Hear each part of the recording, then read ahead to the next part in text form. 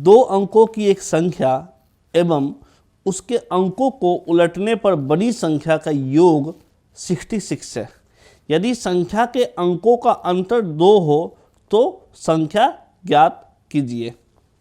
इस क्वेश्चन को सॉल्व करने से पहले हम कुछ बेसिक्स टर्म्स देखेंगे, या यूँ कह लीजिए कि एक बेसिक सीखने की कोशिश करेंगे। अब जानते हैं कि सपोज 2 डिजिट का नंबर लेते हैं 45, ठीक है। इसमें इकाई की संख्या है,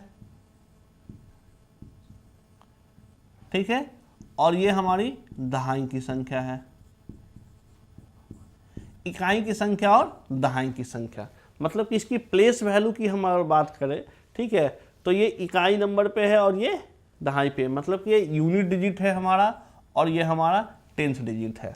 ये यूनिट डिजिट और 10th डिजिट होने के पीछे भी कोई रीजन है क्या? क्वेश्चन में रीजन है। अगर आप देखेंगे तो 45 को हम लिख सकते हैं क्या?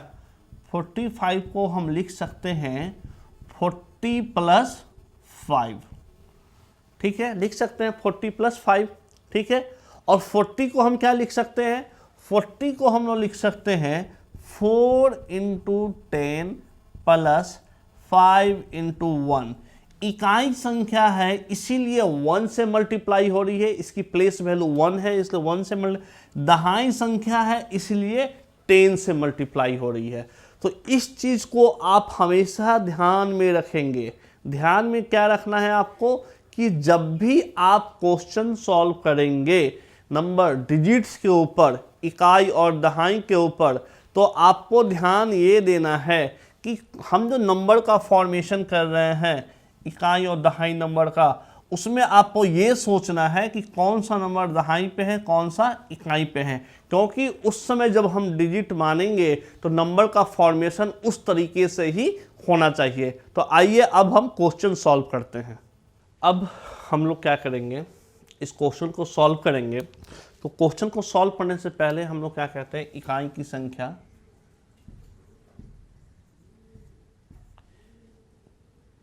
इकाई संख्या हम लोग मानते हैं कि हमारी इकाई संख्या क्या है और दहाई संख्या हम लोग मानेंगे, ठीक है। ये आपके ऊपर है कि आप क्या मानते हैं। मान लीजिए कि मैंने माना कि इकाई की संख्या y है और दहाई की संख्या x है, ठीक है। जब ये नॉर्मली हम मान लेते हैं तो इसके बाद बात आती है नंबर की, नंबर क्या होगा हमारा, ठीक है। ये संख्या हमने माना है, ये ध्यान दीजिएगा। ये 2 डिजिट हमने लिया, एक डिजिट हमारा ये है, दूसरा डिजिट ये है, तो नंबर क्या होगा, ठीक है। तो अगर हम नंबर की बात करें, ठीक है, कि हमारा जो मेन जो नंबर है वो नंबर क्या होगा, आइए क्वेश्चन को हम लोग सॉल्व करते हैं। तो सबसे पहले हम क्या करेंगे, अपना नंबर मानेंगे कि जो हमारे नंबर में जो अंक गिवन है 2 अंक हैं, तो इसमें 2 अंक में होगा, एक होगा इकाई अंक, ठीक है। इसमें हमने लिया पहला इकाई अंक, इसे ले लिया हमने y, और दूसरा हमने ले लिया है दहाई अंक। ये हमारा हो गया है x। जब अंक हम ले लेंगे इसके बाद हमें देखना है कि हमारा नंबर क्या होगा, संख्या क्या होगा। तो सिंपल जो मैंने आपको कॉन्सेप्ट बताया बेसिक, कि अगर हम इसमें संख्या देखेंगे, ठीक है, तो हमारा संख्या क्या होगा, दहाई अंक है तो दहाई अंक यहाँ आएगा और इकाई अंक बाद में आएगा। तो दहाई अंक में हम 10 से मल्टीप्लाई करेंगे और इसमें 1 से सिंपली मल्टीप्लाई, तो ये हमारा नंबर हो जाएगा 10x + y, ठीक है। अब आते हैं हम लोग क्वेश्चंस के ऊपर में कि हमें क्वेश्चन में जो कंडीशन क्या गिवन है वो कंडीशन क्या है। तो आप क्वेश्चन पढ़ेंगे तो क्वेश्चन में कंडीशन गिवन है कि अगर हम जो नंबर गिवन है उस नंबर के डिजिट को अगर हम लोग चेंज कर देते हैं, ठीक है, डिजिट को चेंज कर देते हैं और उसके बाद अगर दोनों नंबर को हम लोग ऐड करते हैं तो हमें नंबर प्राप्त होती है 66। तो अगर फर्स्ट कंडीशन के अनुसार देखा जाए तो फर्स्ट कंडीशन के अनुसार होगा कि 10x + y plus digit change किया तो 10y + x इक्वल टू आ जाएगा हमारे पास 66। अब यहाँ से देखेंगे कि 10x + x और 10y plus y equal to आ जाएगा 66। ये आ जाएगा 11x plus 11y, 11x plus 11y equal to 66 and x plus y equal to 66 upon 11 is equal to 6। तो पहला इक्वेशन जो हमें प्राप्त हुआ है वो है x plus Y equal to 6। यहां से हमने फर्स्ट इक्वेशन प्राप्त कर लिया है। तो फर्स्ट इक्वेशन हमारा आ गया है x plus Y equal to 6। अब जो गिवन है उसमें अब क्या गिवन है, अब गिवन है डिफरेंस बोल रहा है। सेकंड कंडीशन आपका क्या दिया हुआ है, सेकंड कंडीशन ये दिया गया है कि दोनों डिजिट का जो डिफरेंस होगा वो डिफरेंस कितना है, वो डिफरेंस गिवन है 2 है कि नहीं, वो 2 गिवन है। तो 2 गिवन है तो उसके बिहाफ पे क्या इक्वेशन फॉर्मेशन होगा, एक बार आप कीजिए थोड़ा सा, फिर मैं बता रहा हूँ आपको। तो डिफरेंस क्या दिया गया है 2, तो उस पर क्या इक्वेशन फॉर्म होगा, तो उस पर इक्वेशन फॉर्म होगा x minus y equal to 2। गलत है, सही है, बिल्कुल एक और इक्वेशन का फॉर्म हो सकता है। आप ये भी कह सकते हैं कि sir x minus y equal to 2 और y minus x equal to भी 2 लिख सकते हैं। हमें ये बोला गया है कि अंकों का डिफरेंस, तो ये दोनों हो सकता है। बात आ रही समझ में, ऐसा नहीं कि एक ही होगा x minus y equal to 2 और y minus x equal to 2 नहीं हो सकता, ये दोनों हो सकता है। आइए हम दोनों पर विचार करते हुए अब इस क्वेश्चन को, हमें 2 इक्वेशन मिल चुके हैं, ये हमारा सेकंड इक्वेशन होगा। अब इस दोनों इक्वेशन के बिहाफ पे हम इस क्वेश्चन को सॉल्व करते हैं और देखते हैं कि हमें नंबर क्या प्राप्त होता है। तो ये हमारे 2 इक्वेशन हैं, हम एक एक करके एक बार इसे लेंगे, एक बार इसे लेकर सॉल्व करते हैं, ठीक है। तो हम सिंपली आप देख सकते हैं x plus y x minus y है, तो दोनों को ऐड कर देते हैं, ठीक है। इक्वेशन 1 फर्स्ट टाइम इसे ले रहे हैं, तो इक्वेशन 1 प्लस इक्वेशन 2 को हमने क्या किया, ऐड किया। तो x plus Y equal to 6 और x minus y equal to 2, ये कैंसिल आउट, ये हो जाएगा 2x इक्वल टू 8 और x इक्वल टू हो जाएगा 8/2, ये हो गया 4, ठीक है, ये 4 हो गया। अब हम इसे इसमें पुट कर देंगे, तो किसी भी इक्वेशन में पुट किए तो x plus Y equal to 6 हो गया, तो y की वैल्यू हो जाएगी 6 माइनस 4 इक्वल टू 2, ठीक है। तो यहाँ से आपको x और y की वैल्यू प्राप्त हो चुकी है, ठीक है।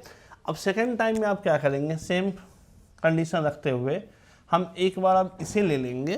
तो यहाँ से हम जब इसे लेते हैं तो क्या हमें प्राप्त होता है वो भी देखिए कि इन दोनों को ऐड किया तो x plus Y equal to 6 और y minus x equal to 2, तो ये x cancel out, y plus y 2y, 6 plus 2 8 और y इक्वल टू 8/2 और ये यहाँ से आ जाएगा आपको 4, ठीक है।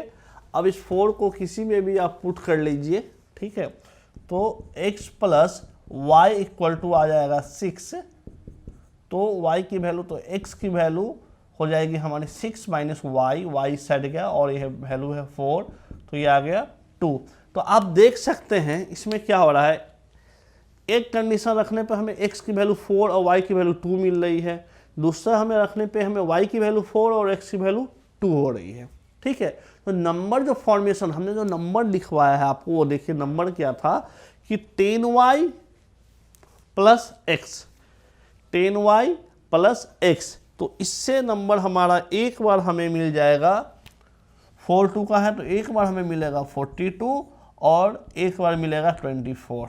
इन दोनों में से कोई भी नंबर, ठीक है, आप लिख सकते हैं और आपको लिखना तो दोनों ही पड़ेगा क्योंकि दोनों ही हमारे दोनों कंडीशन को सेटिस्फाइड करती है। देखिए डिजिट जैसे ही चेंज हो गया और इन दोनों को ऐड करते हैं तो 2 + 4 6 और 4 + 2 66 हो जाता है, ठीक है। और 4 और 2 का डिफरेंस ले लीजिए, और यहाँ भी 4 2 का डिफरेंस वो 2 ही आ रहा है। तो हमारा जो आंसर है वो आंसर है 42 और 24। तो इस तरीके से आप है जो क्वेश्चन को सॉल्व करेंगे। तो वर्ड्स प्रॉब्लम जितने भी है उस वर्ड्स प्रॉब्लम को आप उसमें सॉल्व कीजिए।